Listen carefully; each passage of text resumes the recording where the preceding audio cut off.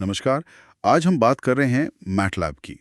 ये एक high level programming भाषा और इंटरैक्टिव माहौल है जिसका इस्तेमाल न्यूमेरिकल कंप्यूटिंग, डेटा एनालिसिस वगैरह में काफ़ी होता है। और हमारी ये बातचीत आधारित है असाइनमेंट ऑन क्लिक के एक लेख पर जिसका टाइटल है मैटलैब की व्यापक समझ। आज हम यही समझने की कोशिश करेंगे कि भाई मैटलैब आखिर है क्या, इसकी मेन चीज़ें क्या हैं और ये इतनी ज़रूरी क्यों मानी जाती है। चलिए इसमें थोड़ा और गहरा उतरते हैं। तो मैटलैब, इसका मतलब हुआ मैट्रिक्स लेबोरेटरी। हाँ, बिल्कुल। तो नाम से ही लगता है इसका सारा खेल मैट्रिक्स और एरे पर टिका है। एकदम सही। असल में इसका जो कोर आइडिया है वो मैट्रिक्स और एरे के गणित पर ही बेस्ड है। अच्छा। और यही जो मैट्रिक्स सेंट्रिक अप्रोच है, ये लीनियर अलजेब्रा और उससे जुड़े जो गणितीय काम है उनको मतलब बहुत ही आसान बना देती है दूसरी भाषाओं के मुकाबले में। हाँ। यही इसकी असली ताकत है, आप कह सकती हैं। ओके, तो इसकी कुछ खासियतों पे बात करते हैं। जैसे पहली चीज़ जो दिमाग में आती है वो है इसकी फंक्शन लाइब्रेरी। सुना है बहुत बड़ी है। हाँ, बहुत व्यापक है। इसमें आपको बेसिक मैथ फंक्शन से लेकर काफ़ी एडवांस्ड इंजीनियरिंग और साइंटिफिक कैलकुलेशंस के लिए मतलब पहले से बने बनाए फंक्शंस का पूरा सूट मिलता है। यानी काफ़ी काम आसान हो जाता होगा। बिल्कुल, आपको हर चीज़ स्क्रैच से नहीं लिखनी पड़ती। दूसरी चीज़ विजुअलाइजेशन, डेटा को तस्वीरों में देखना। हाँ, ये मैटलैब की एक बहुत बड़ी खासियत है। ये हाई क्वालिटी 2D और 3D प्लॉट्स बनाने में माहिर है।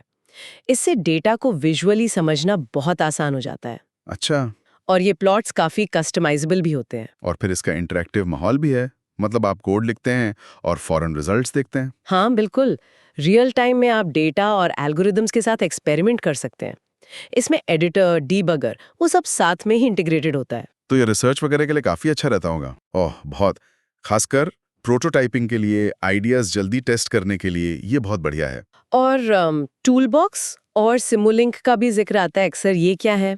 देखिए, टूल बॉक्स जो हैं वो खास डोमेन्स के लिए बनी बनाई स्पेशलाइज्ड लाइब्रेरीज हैं।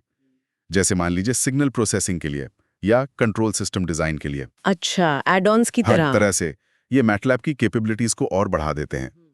और सिमुलिंक वो तो एक ग्राफिकल इंटरफेस है। ग्राफिकल मतलब बिना कोड लिखे। हाँ, उसमें आप ब्लॉक डायग्राम्स का इस्तेमाल करके डायनामिक सिस्टम्स को मॉडल और सिमुलेट कर सकते हैं।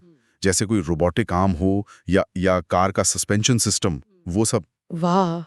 तो इसका इस्तेमाल कहाँ-कहाँ होता है, मतलब किन फील्ड्स में? ओह बहुत जगह। इंजीनियरिंग में तो है ही, जैसे कंट्रोल सिस्टम बनाना, सिग्नल एनालिसिस करना। फाइनेंस में भी काफ़ी यूज़ होता है, रिस्क मैनेजमेंट के लिए, पोर्टफोलियो ऑप्टिमाइजेशन के लिए। अच्छा, फाइनेंस में भी? हाँ, फिर बायोटेक में, बायो इन्फॉर्मेटिक्स के लिए, जेनेटिक डेटा एनालिसिस वगैरह। और आजकल तो डेटा साइंस और मशीन लर्निंग में भी इसका काफ़ी इस्तेमाल हो रहा है। तो इतने सारे यूजेस हैं इसके। अच्छा, इसके फ़ायदों में एक बात आती है कि ये इस्तेमाल में आसान है। हाँ, मतलब बेसिक लेवल पर शुरुआत करना काफ़ी आसान है, खासकर अगर आपका मैथ्स या इंजीनियरिंग बैकग्राउंड है। इसकी सिंटैक्स थोड़ी सीधी है। और ये दूसरी लैंग्वेजेस जैसे सी प्लस प्लस, जावा, इनके साथ भी इंटीग्रेट हो जाता है। हाँ, ये इसका एक बड़ा फायदा है।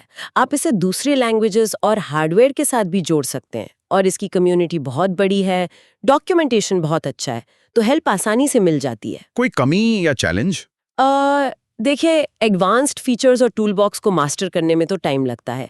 और हाँ, एक बात ज़रूर है, इसकी लाइसेंसिंग कॉस्ट हाँ, वो तो है। वो कभी-कभी खासकर स्टूडेंट्स या छोटी कंपनियों के लिए एक मुद्दा बन सकती है।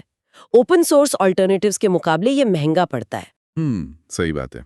तो कुल मिलाकर देखें तो मतलब एक बहुत ही वर्सेटाइल और पावरफुल टूल है, बिल्कुल। खासकर उन लोगों के लिए जो नंबर्स, डेटा, मॉडलिंग इन सब से डील करते हैं। जटिल गणित को आसानी से हैंडल करना और साथ में बढ़िया विजुअलाइजेशन, ये कॉम्बिनेशन इसे इंजीनियर्स, साइंटिस्ट्स, रिसर्चर्स सबके लिए काफ़ी मूल्यवान बनाता है। हाँ, सही कहा। चाहे एकेडमिक काम हो या इंडस्ट्री में प्रोफेशनल यूज, मैटलब आज भी टेक्निकल कंप्यूटिंग के लिए एक लीडिंग चॉइस बना हुआ है। इसकी सबसे बड़ी बात है इसकी अडेप्टेबिलिटी और अलग-अलग फील्ड्स में फिट हो जाने की क्षमता। हाँ, और यहाँ एक सोचने वाली बात यह भी है, एक दिलचस्प सवाल, कि जैसे जैसे मैटलैब का इंटीग्रेशन हार्डवेयर और दूसरी प्रोग्रामिंग भाषाओं के साथ और गहरा होता जा रहा है, तो भविष्य में इसके ऐसे कौन से नए या अनसूची इस्तेमाल सामने आ सकते हैं? मतलब क्या ऐसे एप्लीकेशंस हो सकते हैं जिनके बारे में हमने भी सोचा भी ना हो? ये देखना दिलचस्प होगा।